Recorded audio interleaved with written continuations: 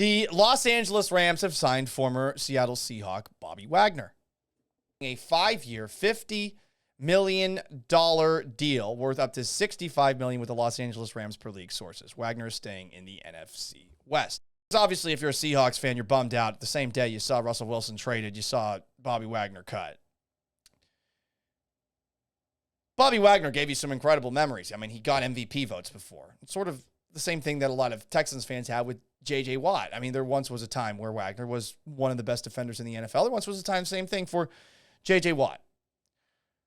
But over the last couple of seasons, in particular with Bobby Wagner, when I went up to Seattle, I was expecting to see the guy that had been the best linebacker in the NFL. And while he got first-team All-Pros his last 2 seasons, this was not the same Bobby Wagner.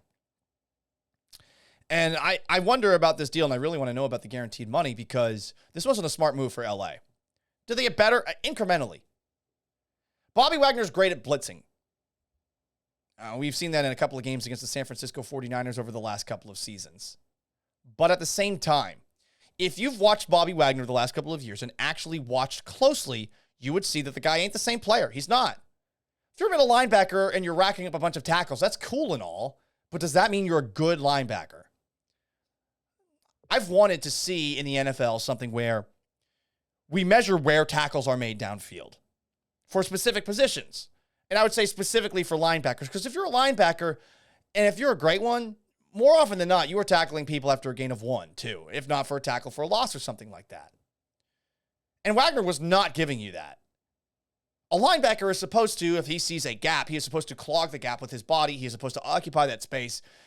Maybe not to the same degree that a defensive lineman does, but Bobby Wagner wasn't that guy anymore. And I think it all started when you saw him in that game against the New York Giants with Wayne Gallman towards the end of 2020, and in the playoffs too against the Rams. Wagner just wasn't the same guy. This is not supposed to be a slight at him. After a while, every single player, their skills are going to start to deteriorate. Okay, the Rams make this move. Bobby Wagner gets to go home.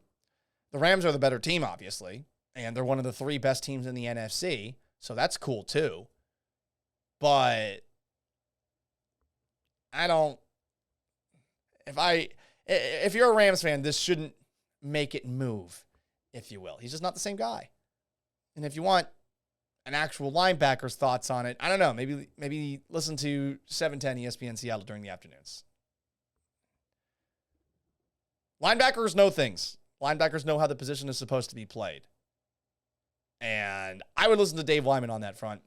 But I have, for a couple of years, looked at Bobby Wagner and just wondered, okay, what am I missing? And people got mad at me and pissed off because I said, he's not the same player anymore. But he's not. He's not. That's the one Seahawks move that was made correctly this offseason. We'll see about all the other ones to come.